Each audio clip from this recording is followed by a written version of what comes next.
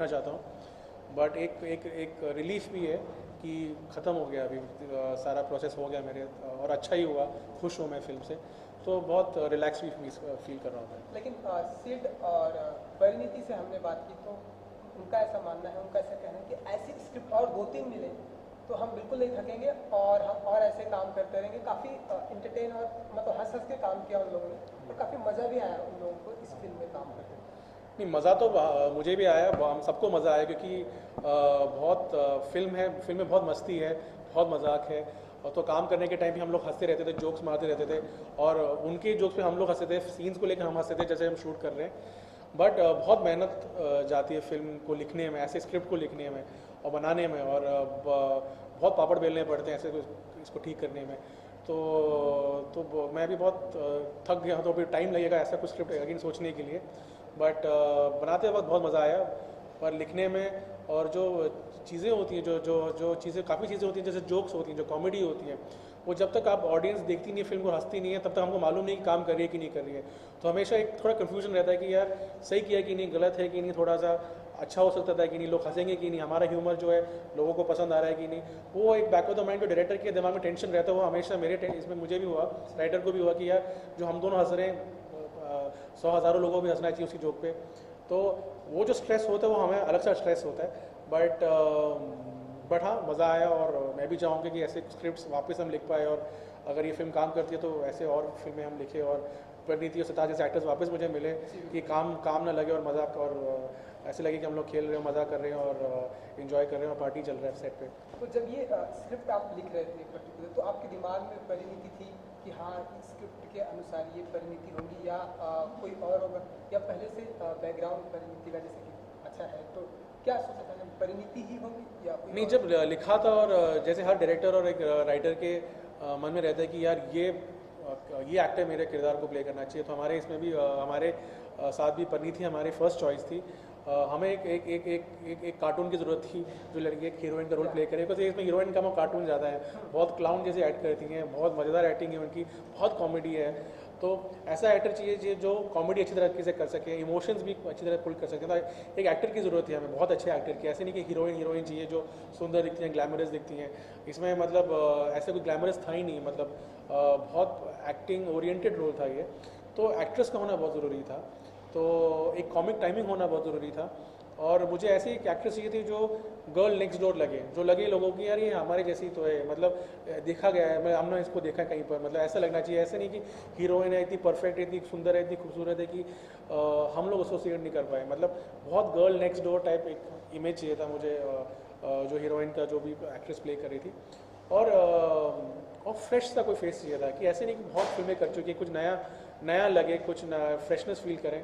तो ये सब जो रिक्वायरमेंट्स थी वो परिणीति में थी, और हमने सोचा कि यार ये परिणीति मिल जाए तो हमारा सारा काम आसान हो जाएगा, तो पहले से हम लोग ये चाहते थे कि परिणीति हमारी फिल्म करे। सर, सिद्धार्थ मल्होत्रा की ये सेकंड फिल्म में कितना टफ और साथ काम करना?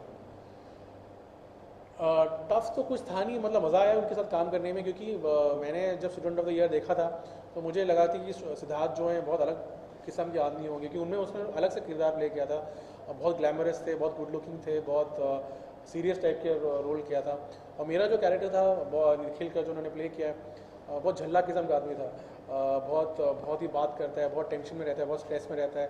तो मैं पहले सोचता था कि यार ये करेगा कैसा, और जब मैं उनसे मिला, उनसे जब बातचीत हुई हमारी, तो मुझे लगा यार ये तो एकदम सही आदमी है, अलग किस्म का आदमी है, बहुत फ़नी आदमी है, बहुत अच्छी कॉमिक टाइमिंग है उनकी, एंड उनमें भी अंदर से एक डिज़ायर था कि कुछ अलग सा करें, जो स्टूडेंट ऑफ द ईयर से कुछ अलग सा नया करें, कुछ एक्टिंग ओरिएंटेड करें, कुछ डिफरेंट करें, लोगों को भी उनके एक्टिंग रेंज के बारे में मालूम पड़े। तो वो जो इंथुजियाज़म था मेरे काम का आया बहुत, क्योंकि मैं भी यही सेम चीज़ें चाहता था।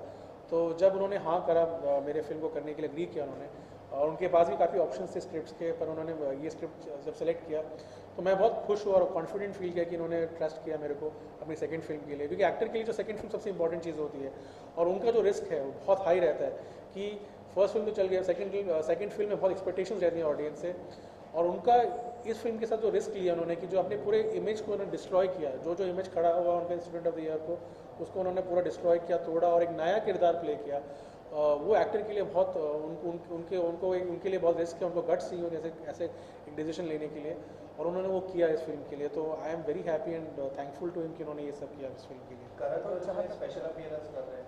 हाँ, उन्होंने एक छोटा सा रोल किया है। मैंने करण को डायरेक्ट किया था पहले नेस्कैफे कमर्शियल्स के लिए, और उनका कॉमिक टाइमिंग बहुत सही था। एक ऐसा कैरेक्टर निकला जो मुझे करण टाइप का कोई कैरेक्टर चाहिए था उसमें, तो फिर हमने बोला करण को भी क्यों नहीं बुला लेते, प्रोड्यूसर हैं, जान पहचान है, तो यूज़ करना चाहिए।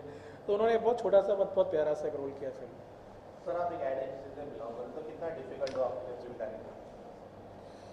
नहीं, फिल्म और एड्स में तो फ़र्क तो है, मतलब वो तो जो ऑब्वियस फ़र्क है कि जो एड्स होती हैं 30 सेकेंड्स की होती हैं, फिल्म 2-2.5 घंटे की होती है। तो प्रोडक्ट पे हम लोग कॉन्सेंट्रेट करते हैं जब एड्स बनाते हैं, जो कुछ बेचना होता है तो उसके हमारा कॉन्सेंट्रेशन रहता है। फिल्म में स्टोरी, कैरेक्टर्स, ग्राफ, ये सब चीज़ों में ज़्यादा ध्यान देना पड़ता है। तो वो ऑब्वियस चीज़ें जो सबको दिखाई देती हैं। मेरे को एक चीज़ और अपने आप को ओरिएंट करना पड़ा टाइम के हिसाब से, मतलब एड्स जो हम बनाते हैं जब, तो 3 हफ्ते में पूरा एड ख़त्म हो जाता है। तो सोचने से लेकर जो पोस्ट प्रोडक्शन म्यूज़िक ख़त्म करने के लिए पूरा प्रोसेस 3 हफ्ते में हो जाता है। फिल्म जो है साल, 2 साल, 3 साल लगते हैं, तो बहुत ज़्यादा पेशेंस चाहिए होता है, बहुत ज़्यादा स्टैमिना चाहिए होता है उसके लिए। तो वो मुझे अपने आप को रीओरिएंट करना कि ये जो मामला है जल्दी ख़त्म नहीं होगा, ये थोड़ा टाइम लेने वाला है, तो उस हिसाब से मुझे पेशेंट होना पड़ा।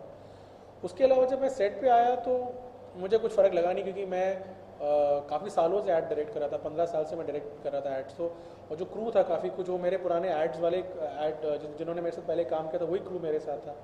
तो कुछ अलग महसूस नहीं हुआ, क्योंकि जो कैमरामैन थे, जो एक्टर्स के पहले दोस्ती हो चुकी थी वर्कशॉप्स के दौरान। तो 1-2 शॉट, जो पहला 2 शॉट पहले दिन थोड़ा सा हम लोग को थोड़े से हम लोग अनश्योर थे कि कैसे आगे बढ़ेगा। उसके बाद एक रिदम जो हमें मिला, उसके बाद तो कभी ऐसा महसूस नहीं हुआ कि मैं कुछ अलग चीज़ कर रहा हूँ। मुझे जैसे नॉर्मल शूटिंग होती है वैसे फिल्म में भी ऐसी शूटिंग चली हमारी। पर 7 तारीख को रिलीज हो रही है मूवी, तो 7 तारीख को 4 मूवी रिलीज हो रही है, तो आपने कुछ स्ट्रेटेजी बनाया है? हर मूवी का एक अलग अलग जॉनर है।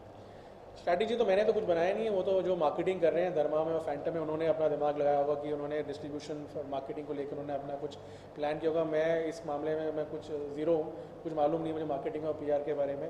मेरा काम था फिल्म बनाने को अच्छी तरह से बनाने की कोशिश किया मैंने, पूरी मेहनत से किया, मैंने काम किया है, और उस पर मैंने अपना पूरा एफर्ट ये किया। जब फिल्म ख़त्म हो गया, प्रिंट निकल गया, मेरा काम ख़त्म। अभी मैं बस आपको इंटरव्यूज़ दे रहा हूँ, वरना मेरा इसमें कुछ एक्सपर्टीज़ नहीं हो, तो आपको प्रोड्यूसर से पूछना पड़ेगा।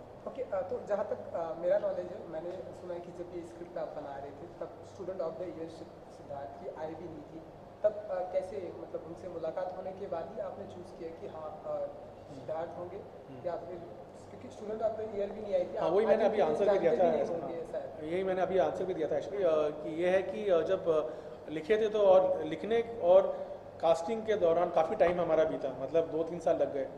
तो जब तक हम कास्टिंग स्टेज में पहुंचे थे तब student of the year release हो चुकी थी, और करण ने सजेस्ट किया था सिद्धार्थ का नाम। उनको पढ़ने के बाद लगा कि ये कैरेक्टर में को प्ले करने के लिए सिद्धार्थ बहुत ही करेक्ट है, पर उन्होंने मेरे ऊपर छोड़ा कि आप जाके मिलो सिद्धार्थ से, आप उनसे पहचान करो, आप देखो कि अगर आपको सही लगता है कि नहीं।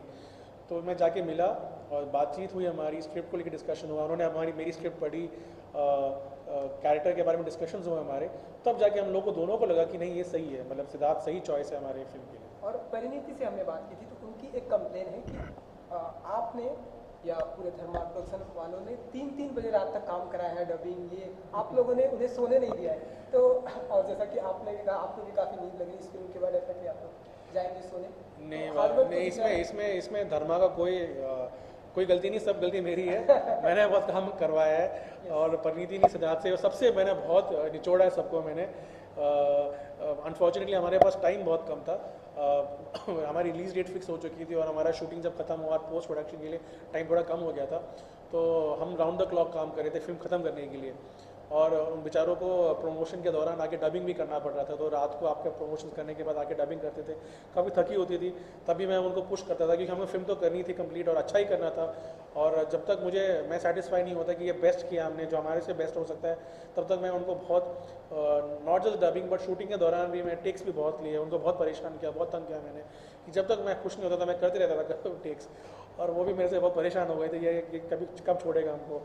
पर वो सब हम सब जानते थे कि ये फिल्म क्या है, फिल्म अच्छी फिल्म बनी, इसलिए हम लोग ये सब कोशिश कर रहे थे। और जितना हम लोग उसको अच्छा कर सकते हैं हम लोग कोशिश करना चाहिए। और ये मेरा काम था एज डायरेक्टर कि मैं हर डिपार्टमेंट को पुश करूँ कि सब अपनी अच्छा बेस्ट क्वालिटी दे, तो वो तो मेरा ही काम था। तो मैंने किया अपना काम।